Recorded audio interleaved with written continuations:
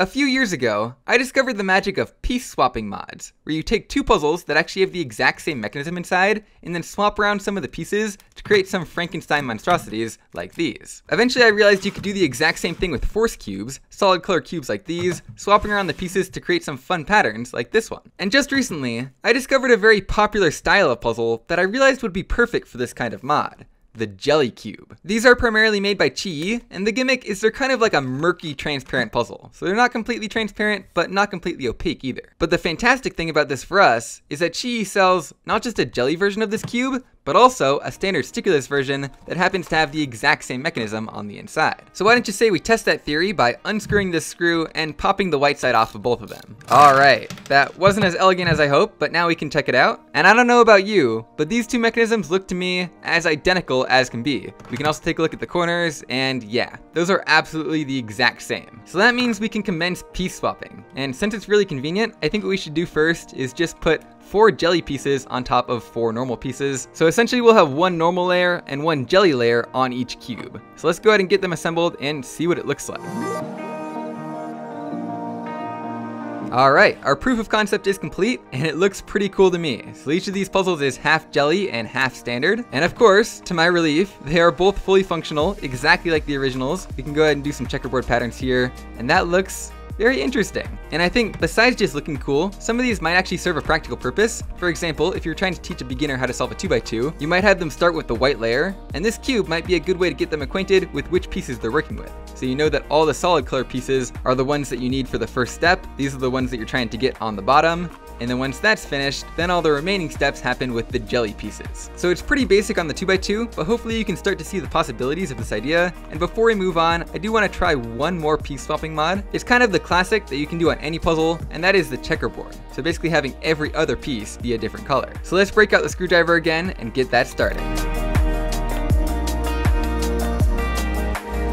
That one was a lot more difficult to actually accomplish, in part because I got kind of unlucky with how the alignment mechanism was set up. So just make sure you know the ins and outs of assembling a 2x2 before you attempt something like this. But it was totally worth it because this one absolutely looks cooler than the last. It's like it's in a checkerboard pattern even though it's completely solved. What happens if we do a checkerboard pattern on top of it? Okay, it still kind of looks solved, even though it obviously isn't. We have red with orange, green with blue, etc. And how about when it's scrambled up? Now we actually have jelly and solid color pieces together. Solving it is a little bit funky. You really have to stare at it sometimes to go, is that the same color or are those opposite? I guess they are opposites, so we can do this here, and it's solved again. But the 2x2 is probably the least exciting cube we could have done this on, so this makes me really excited about the possibilities for even larger puzzles. And larger puzzles we have. Believe it or not, QiYi makes jelly versions of 2x2, 3x3, 4x4, 5x5, Pyraminx, Cube, Square 1, as well as a bunch of non-WCA puzzles. We're just going to be checking out the N by Ns in this video. And apparently whoever put this cube in the box at the factory got a +2. That's a new one. Now it took quite a lot of research to make sure I was buying cubes with identical mechanisms between the jelly and the stickerless versions. In this case, I'm pretty sure they're both QiYi Warrior Ws.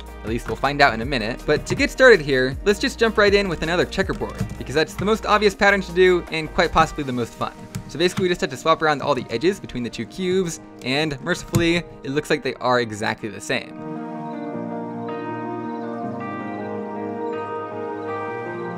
Ta-da! I think we're starting off pretty strong with these. They're going to be pretty hard to beat. So here is the solved state. It's pretty similar to the 2x2, but we now have the very prominent X pattern on this one and kind of the diamond pattern on this one. I think it's interesting that the solid pieces just look so much more visually prominent. I think that means you could do the exact same thing as the 2x2 and make sort of a beginner practice cube where maybe only the cross or only the F2L were solid. Those would make for some really nice practice cubes, kind of like the ones that are already on the market, except because the rest of the pieces are still jelly, you can still solve the entire cube. So let's see what the checkerboard pattern looks like on these. And yeah, it kind of looks almost solved again, except if you really look closely at a few of the sides, and same thing on this one. It's kind of funny because on one side of the cube, you're like, is it solved? Is it not? And then on the other side of the cube, it is really obvious that it's not. Trying out the super flip pattern, on this one, the edges just kind of look random because the corners are so prominent, whereas I think this one looks really cool. The corners are kind of hidden, and the edges, you can really see the pattern. And I'm just trying out a quick solve, and honestly, it has been not even as bad as the 2x2 until I guess we get to PLL. This is really hard to recognize, but I think this is in fact a G-perm. So let's do this. and hopefully that'll solve it. There we go. So that was the classic checkerboard, but what are some other fun piece swapping patterns that we can do on the 3x3? Well, the first thing that comes to mind are these center caps. If we just swap these around between the two puzzles, I think that would make a pretty cool variation on the checkerboard that's kind of like a cross on every piece. Luckily, the center pieces down below the caps seem to be identical, so we can just swap the pieces around like this without having to unscrew anything.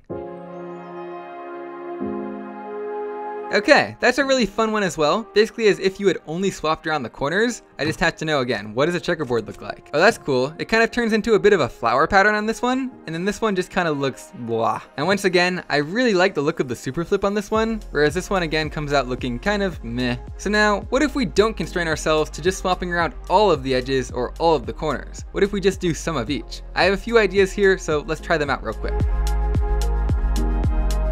Here we kind of kept that cross idea, but now with some extra vertical lines, so I guess it's kind of like the present pattern. Not bad.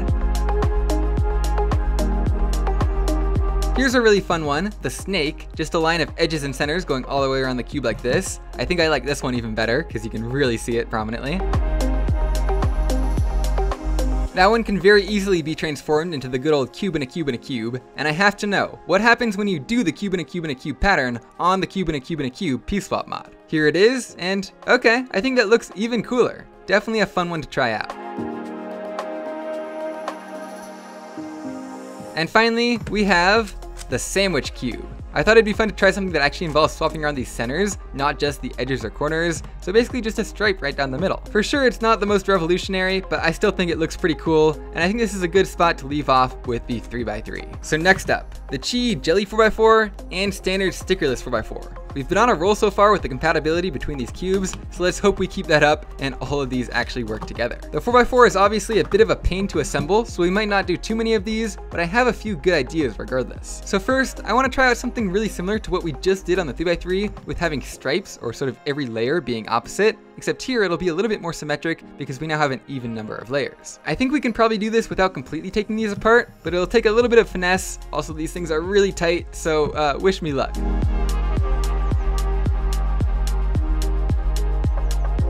Well, that's a relief. The pieces are compatible, and it wasn't too much of a hassle to swap them around. Still took a long time though. This is definitely a cooler version of this pattern than on the 3x3 because of that extra layer. You really get that striped appearance. As always, I'm curious what a checkerboard pattern would look like on this thing, especially since it's an even layered puzzle, and so it might not always be immediately obvious. Okay, yeah, that is definitely pretty weird. I think it might actually look different if we do the checkerboard on some different layers, so let's try that out too. Okay, now that's even weirder. Somehow our stripes have now gone vertical, going upward like this. We have the solid color sides right here and here, which gives you a really nice checkered look on the previously solid sides, white and yellow, between the jelly and the stickerless pieces. And one thing I realized, if you go one turn away from doing this checkerboard, now we kind of just have stripes everywhere. That's pretty cool. So yeah, the stripy sandwich pattern is definitely pretty fun on the 4x4, but you know what the one that I really want to do is? Of course, that's the full-on checkerboard where every single piece is opposite of all of its neighbors. This one is going to take a lot of extra effort to take everything apart and put it all back together like that, but let's get started.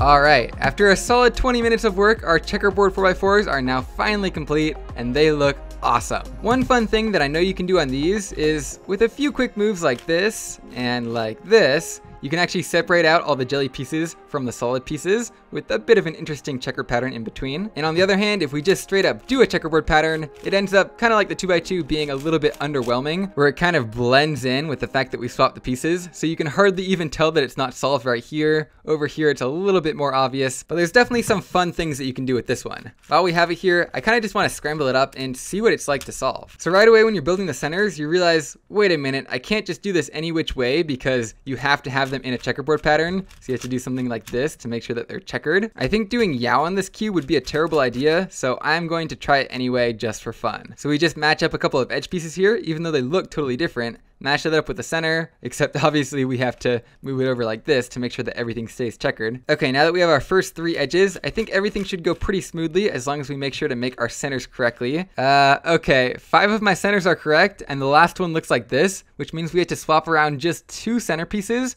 which there definitely is an algorithm that I used to know for this, for solving a super cube. So I guess I'm gonna have to figure that out again. Let's see, did this work? Oh, okay, we actually fixed it. Perfect. Now the rest of the edge pairing has been pretty smooth sailing, just a lot harder to recognize everything, and I think we can now move on to 3x3 stage. The only complication with this is if we get parity, which we just did, if we go ahead and do the standard algorithm, I think that's probably going to mess up some of our centers. Okay, luckily it only rotated these two. It didn't actually swap around any of the individual pieces, so this is actually pretty easy to fix. Okay, now we got extra unlucky and actually got double parity, and I think this algorithm actually does mess things up. So let's try it here. Oh, okay, so for whatever reason, I think we're still okay, but I think this last centerpiece might be problematic. Oh, nope, it's actually solved. Okay, that was easier than I thought. Still, definitely adds on a bit of extra challenge in addition to looking extremely cool, but now, against my better judgment, I am going to disassemble these one more time and create one more cool looking pattern. Cube and a cube and a cube in a cube. It looked really cool on the 3x3, so it's bound to look even cooler on the 4x4. Let's try it.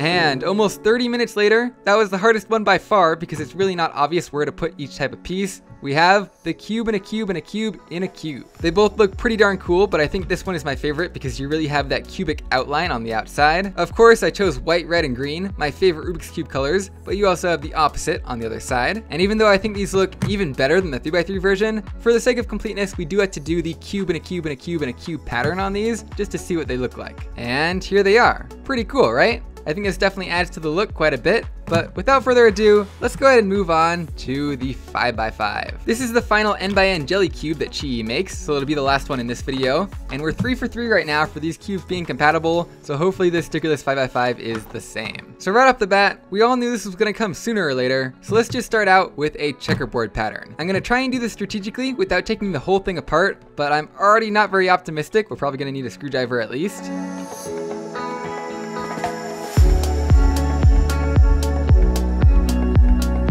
Somehow I'm not sure that was actually any faster than just taking both cubes completely apart, but it certainly felt more efficient. So no surprises here. It looks like the really cool checkerboard from before, except even bigger now. And if we do a checkerboard pattern on it, again, really a pretty similar look to while they were solved, but still very nice looking. I'm not gonna try and solve either of these because the fact that they're odd layer puzzles means that they're not gonna be any more difficult to solve than the normal version. Maybe just a little bit harder to recognize, but I am excited to try out a super flip pattern on these. I think that might look really cool with the checkered look. Okay, yeah, I'm really glad I tried that because these look really cool. Again, this one looks a little bit bland because all the solid pieces are just all the same color, whereas this one really just highlights the coolness of the super flip. All the solid color pieces are the ones that are flipped around, whereas the rest of them just kind of fade into the background. This is so cool. But now that we've tried out the most obvious piece swap mod, there is one more pattern that we haven't done yet on any of these cubes, and I think it'll look especially cool on the 5x5. It's pretty basic, but should be pretty cool. Let's try it out.